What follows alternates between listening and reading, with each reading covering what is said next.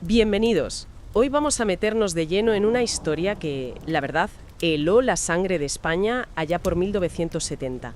Hablamos del conocido como crimen de la secta Alexander, ocurrido en Santa Cruz de Tenerife. Exacto.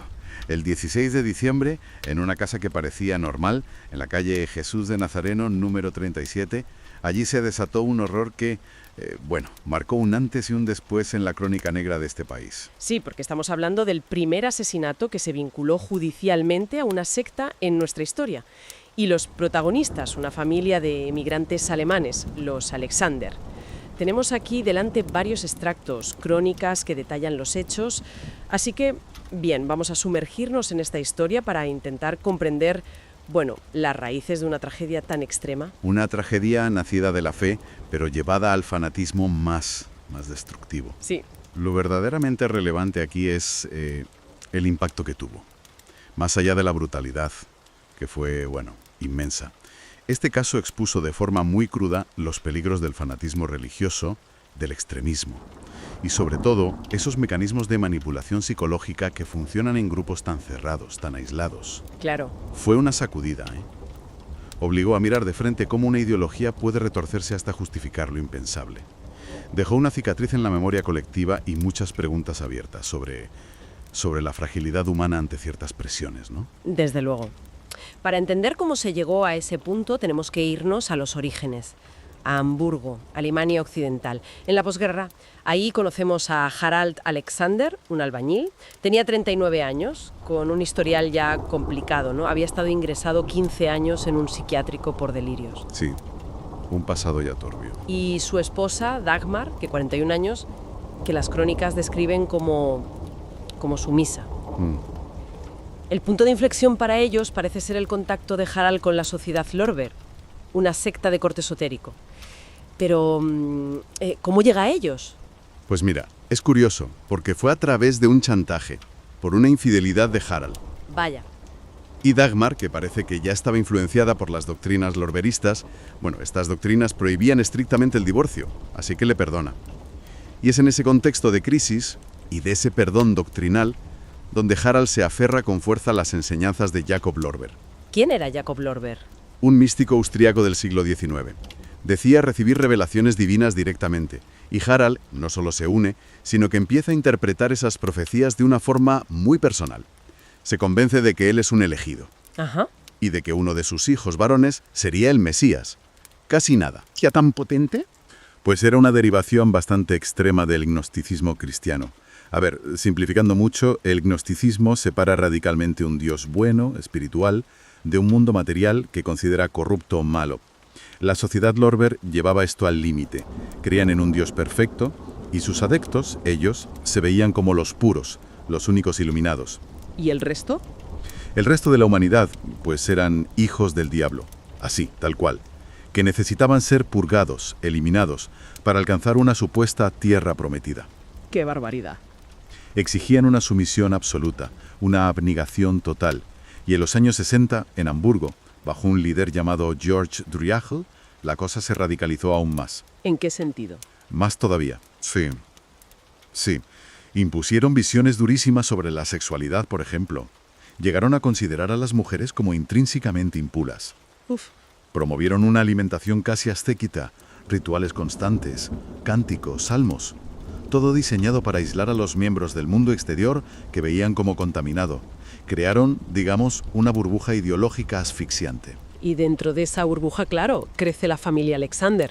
Primero nacen las hijas, Marina en 1953, y luego las gemelas Sabine y Petra en 1955. Vivían en un piso humilde en Hamburgo, bajo la autoridad férrea de Harald, y sumergidas en esos rituales lorberistas, con muy poco contacto social, imagino. Exacto. Aislados. Pero el año clave es 1954.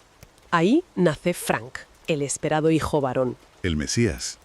Y aquí es donde la dinámica familiar toma un giro. Todavía más oscuro, ¿no? Absolutamente. El trato a Frank es inconcebible. No era solo el hijo esperado, es que lo consideraban directamente el Mesías encarnado. Literalmente. Literalmente. La familia entera, madre y hermanas, le rendían pleitesía, se arrodillaban ante él. Sus deseos, sus caprichos, de niño, de adolescente, se interpretaban como órdenes divinas, inapelables. Madre mía, qué distorsión. Una distorsión psicológica brutal desde la infancia, claro.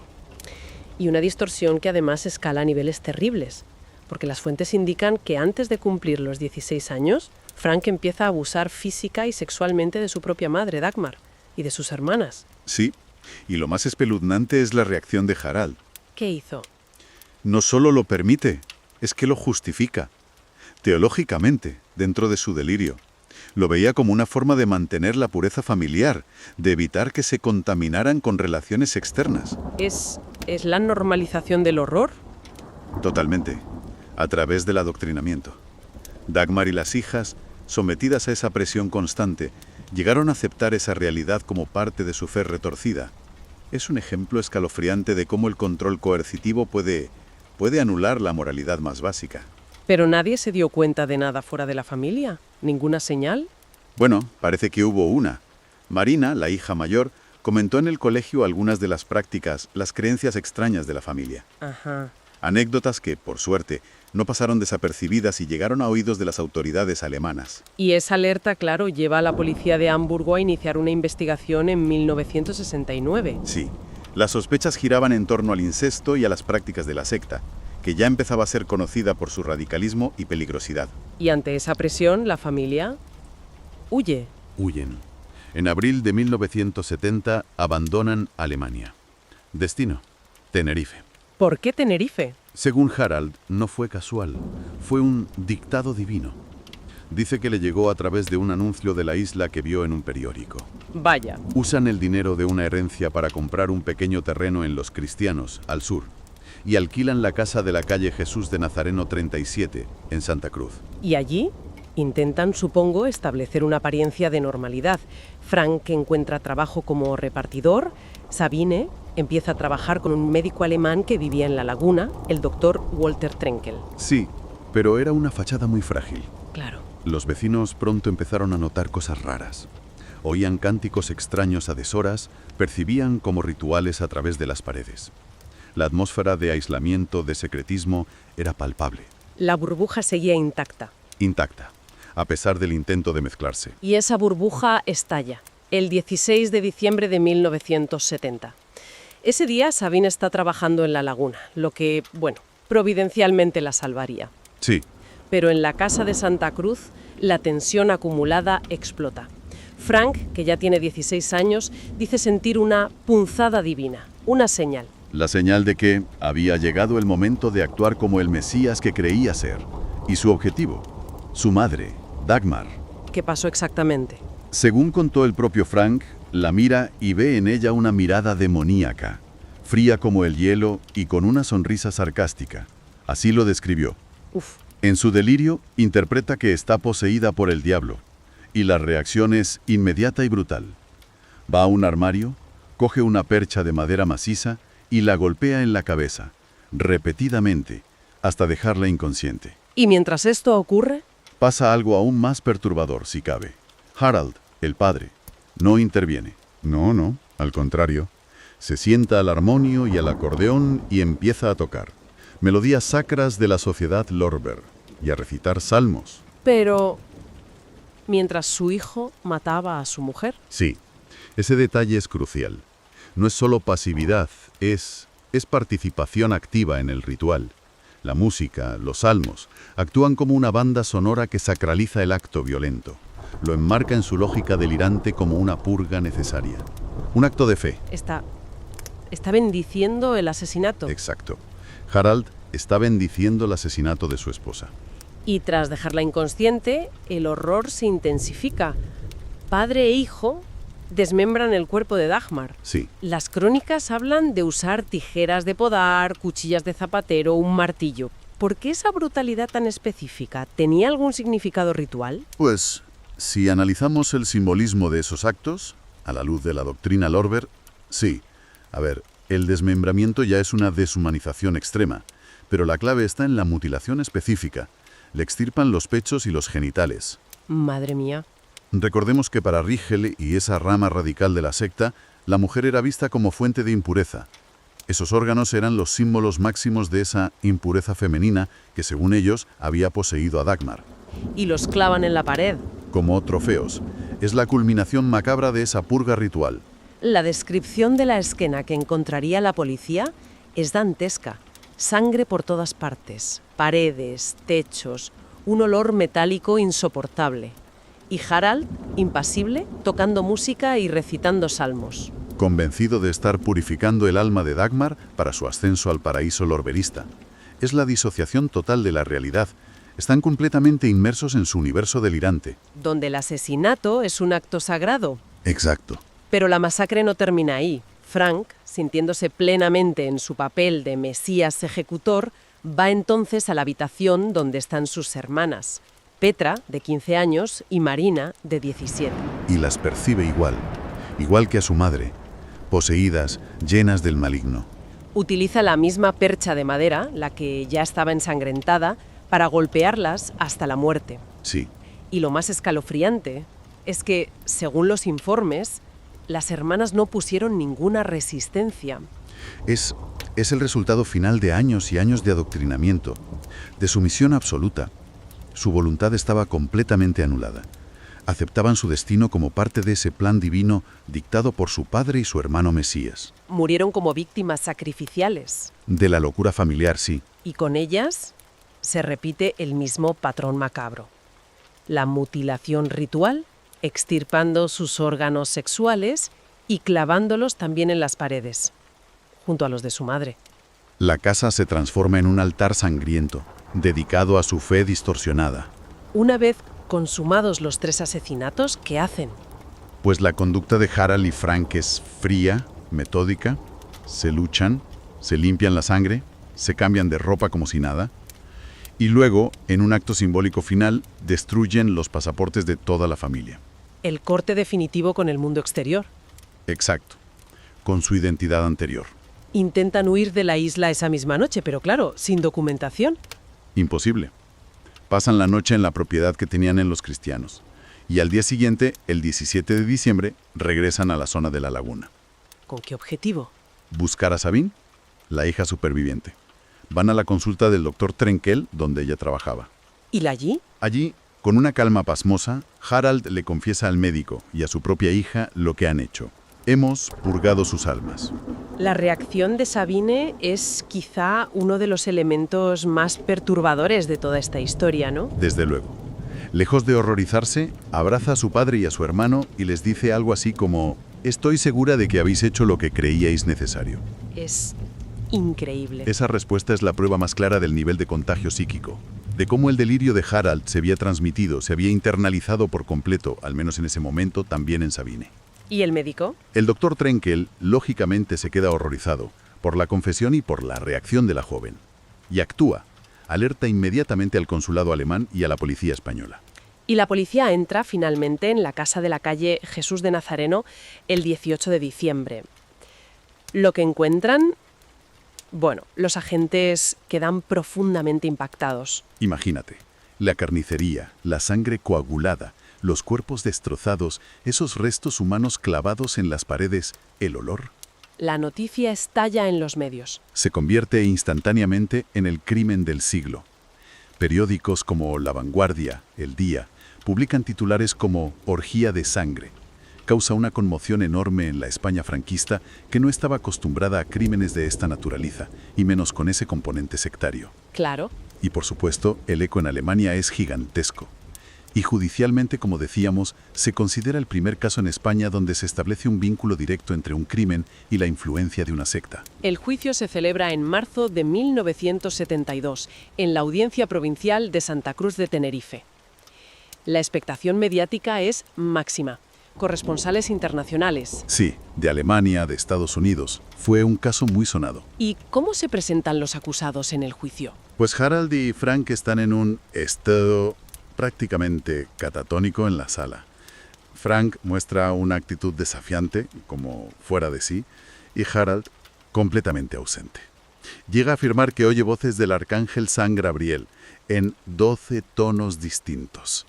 Madre mía. La Fiscalía pide la pena máxima, pena de muerte para Harald, que aún estaba vigente entonces, y 40 años de cárcel para Frank por parricidio y triple asesinato. Y la defensa, lógicamente... Alega enajenación mental, pide el internamiento psiquiátrico. ¿Qué dicen los peritajes psiquiátricos? Son clave aquí, ¿no? Fundamentales.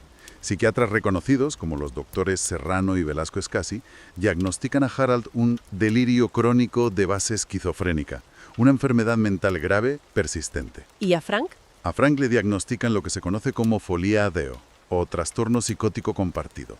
También lo llaman contagio psíquico. ¿Qué significa eso? Pues básicamente la idea de que un delirio, una creencia falsa y fija, puede transmitirse de una persona dominante, en este caso Harald, a otra u otras que son más sugestionables dentro de un entorno muy cerrado y aislado. Como Frank, y probablemente también las víctimas y Sabine. Exacto.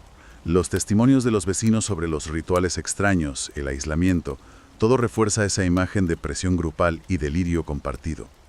Y en medio de todo esto hay una ausencia notable en el juicio. Sabine. Sabine nunca compareció. Su paradero se convirtió en un misterio desde el principio. Hubo rumores de que había ingresado como monja en un convento en Alemania, buscando refugio o quizá expiación, pero nunca se confirmó oficialmente. Esto plantea una cuestión importante, claro, sobre su papel exacto y su estado mental después de todo aquello. Desde luego. El 26 de marzo de 1972 llega el veredicto.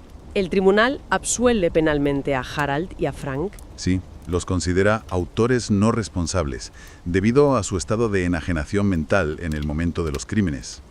Pero no quedan libres. No. Se les impone una medida de seguridad. Correcto. El internamiento indefinido en el Hospital Psiquiátrico Penitenciario de Carabanchel en Madrid. Un lugar cuyas condiciones en la época, según expertos como Enrique González Duro, eran muy duras, casi inhumanas. ¿Ah, sí? Sí, con escasez de personal psiquiátrico cualificado, a menudo eran otros presos quienes ejercían de cuidadores. Muy complicado. ¿Y padre e hijo pasan allí 20 años? 20 años. Viven en una especie de limbo, haciendo tareas de mantenimiento, jardinería, dentro del hospital. Pero su historia no acaba ahí. ¿No?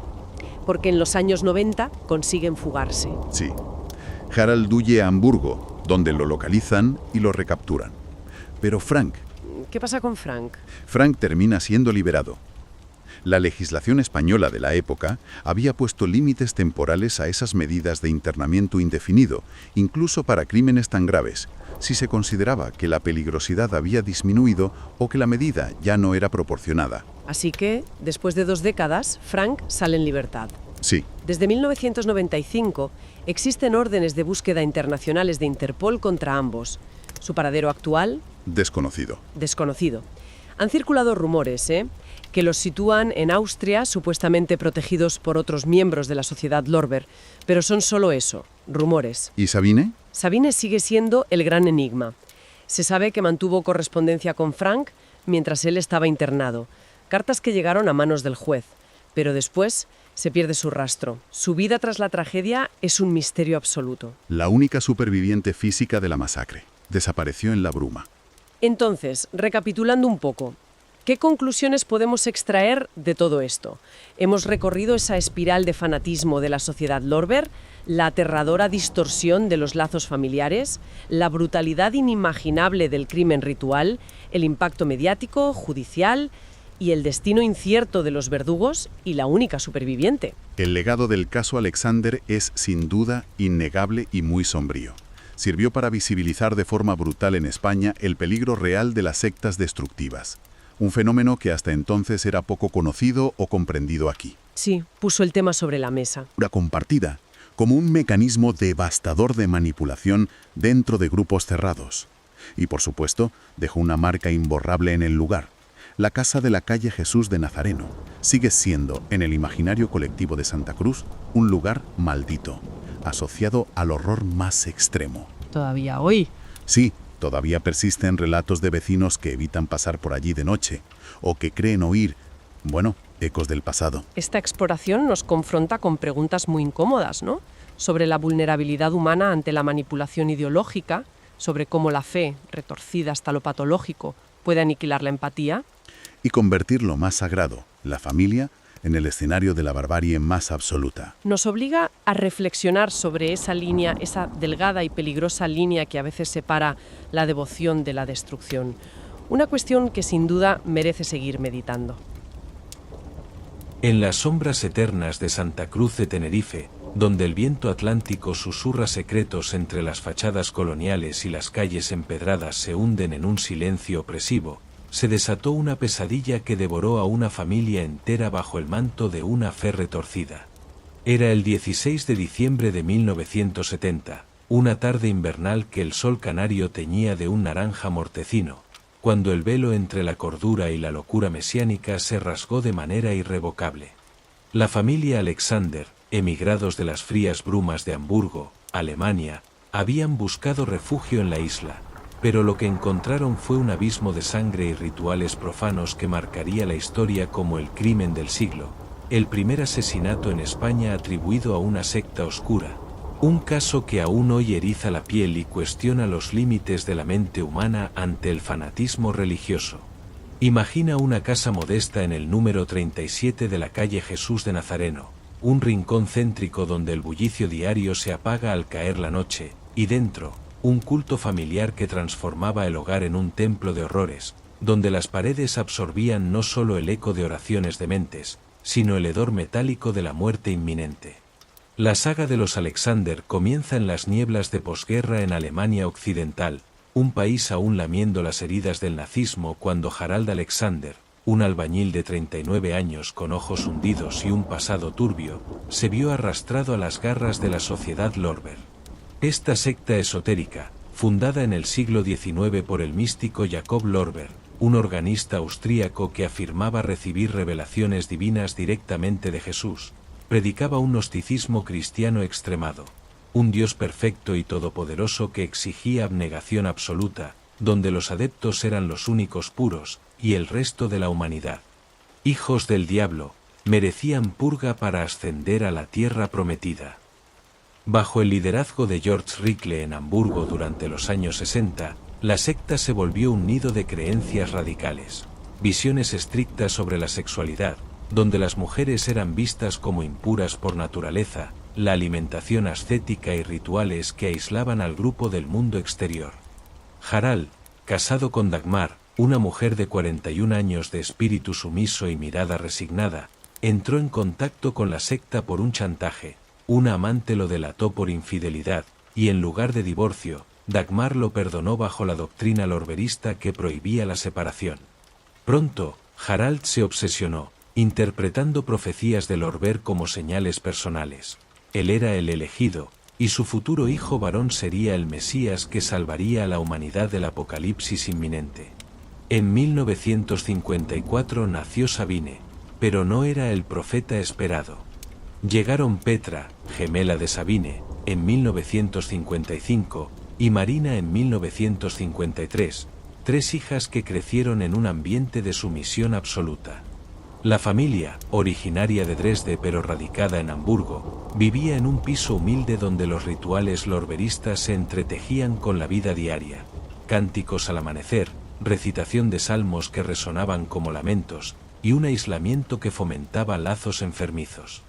Harald, que había pasado 15 años en un psiquiátrico por delirios previos, veía en las enseñanzas de Lorber la justificación para su control total. Pero el destino, caprichoso como un demonio, trajo a Frank en 1954, What? Correction from Sources.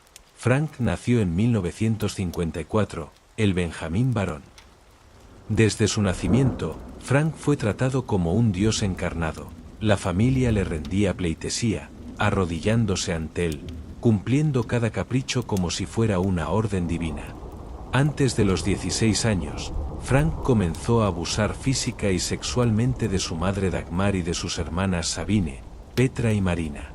Estos incestos no eran pecados, sino rituales amparados por Harald, quien los veía como una forma de preservar la pureza familiar, evitando contaminaciones externas. Dagmar, sumisa hasta el martirio, y las hijas, indoctrinadas desde la cuna, normalizaban el horror. Marina incluso compartía anécdotas sectarias en su colegio, lo que alertó a las autoridades alemanas. La policía de Hamburgo inició una investigación en 1969 por sospechas de incesto y prácticas sectarias peligrosas.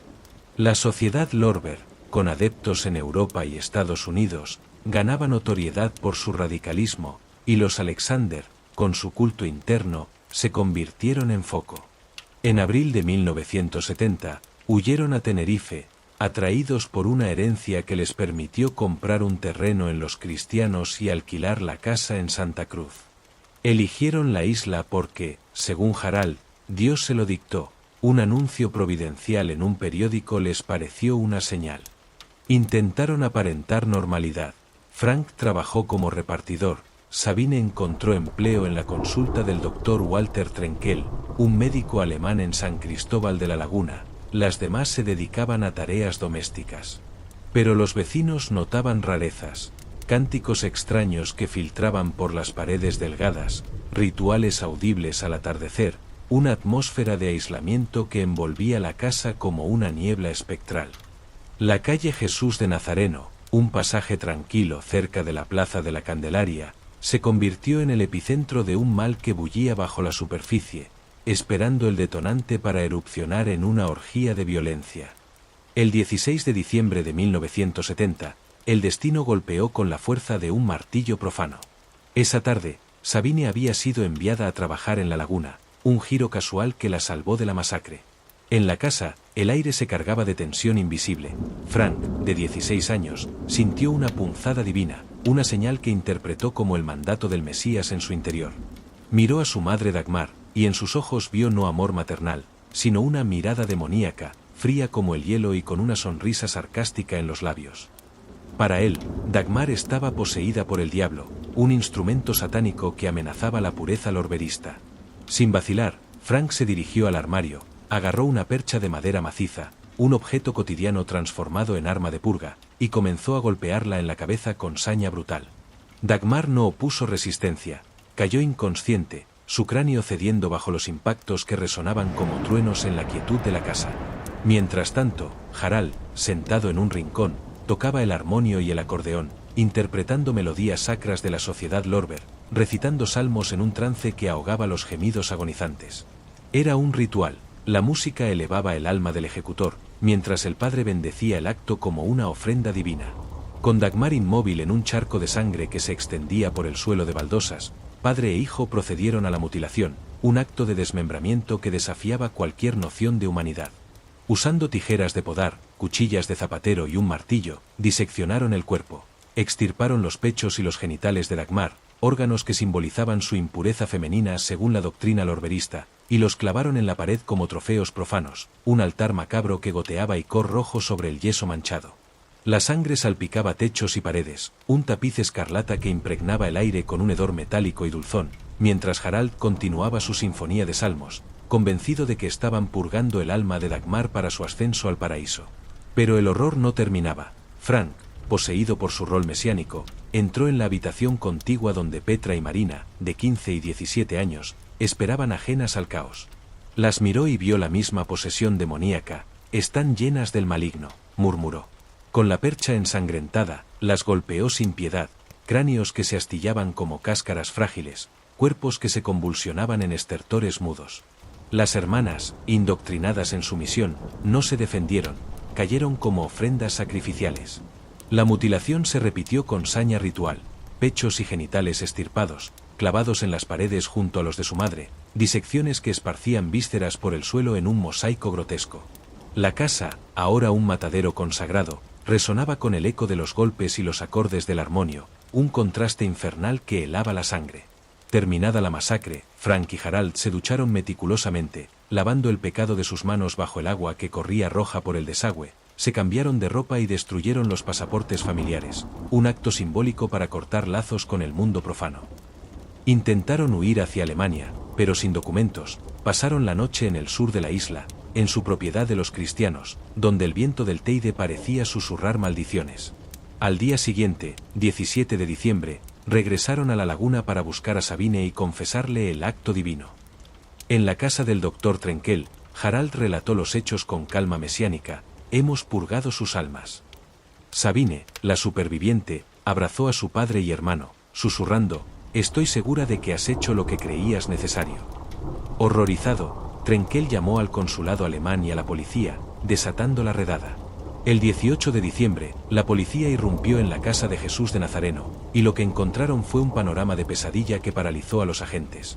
Sangre coagulada en techos, paredes y suelos, formando ríos secos que guiaban a los cuerpos destrozados. Restos humanos clavados como adornos rituales en distintas estancias, vísceras esparcidas en un caos profano, el aire viciado por el hedor de la muerte fresca. Dagmar, Petra y Marina yacían mutiladas, sus formas irreconocibles en un altar de horror lorberista. La prensa, al enterarse, lo bautizó el crimen del siglo, un escándalo que sacudió España franquista y Alemania, con titulares en La Vanguardia y El Día que describían la orgía de sangre como inédita. El caso, investigado por la Policía Nacional, reveló los abusos previos y la huida de Hamburgo, convirtiéndolo en el primer crimen judicial ligado a una secta en España, según RTVE y fuentes judiciales. El juicio, iniciado en marzo de 1972 en la Audiencia Provincial de Santa Cruz de Tenerife, fue un espectáculo de locura que atrajo a periodistas internacionales de Alemania y Estados Unidos. La sala abarrotada olía a tensión e incienso residual. Harald y Frank, esposados, mostraron catatonía. Frank desafiante hacia el jurado, fuera de sí como un poseso, Harald ausente, oyendo voces del arcángel San Gabriel en 12 tonos distintos. La fiscalía, liderada por un procurador implacable, pidió la pena de muerte para Harald, aún vigente hasta 1978, y 40 años para Frank por parricidio y asesinato en concurso. La defensa, con el abogado José Gómez, solicitó internamiento psiquiátrico, argumentando enajenación. Peritos como los doctores Serrano y Velasco Escasi diagnosticaron a Harald con delirio crónico de base esquizofrénica, un trastorno que lo hacía oír mandatos divinos. Frank, con contagio psíquico o trastorno inducido, un eco de la demencia paterna. Testimonios de vecinos confirmaron los rituales extraños, y Sabine, clave, nunca compareció, desapareciendo en las sombras, posiblemente como monja en un convento alemán, según rumores. El 26 de marzo de 1972, el tribunal absolvió a ambos por autores no responsables debido a la enajenación mental, ordenando internamiento indefinido en el Hospital Psiquiátrico de Carabanchel, Madrid.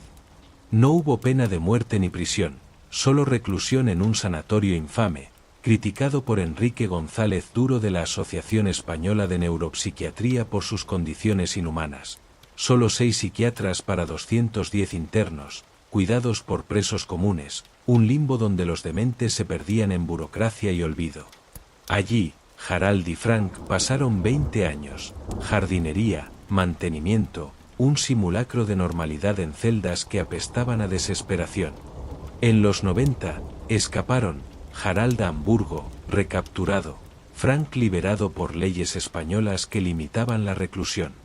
En 1995, Interpol emitió órdenes de búsqueda, pero su paradero es desconocido, rumores lo sitúan en Austria, ocultos por adeptos lorberistas. Sabine, la única viva, mantiene contacto epistolar con Frank, según cartas al juez, pero su vida es un enigma, monja en Alemania o sombra errante. El impacto de los Alexander reverbera como un eco maldito. En una España bajo Franco, ajena a sectas, el caso expuso el peligro del fanatismo, inspirando coberturas sensacionalistas en De tú a tú y documentales como el de Netflix implícito en referencias. Libros como La matanza de los Alexander de Román Morales detallan el horror, mientras psicólogos advierten del contagio psíquico como arma de sectas. Hoy, la casa de Jesús de Nazareno es un fantasma urbano. Vecinos evitan mirarla de noche, jurando oír acordes lejanos de armonio y salmos susurrados.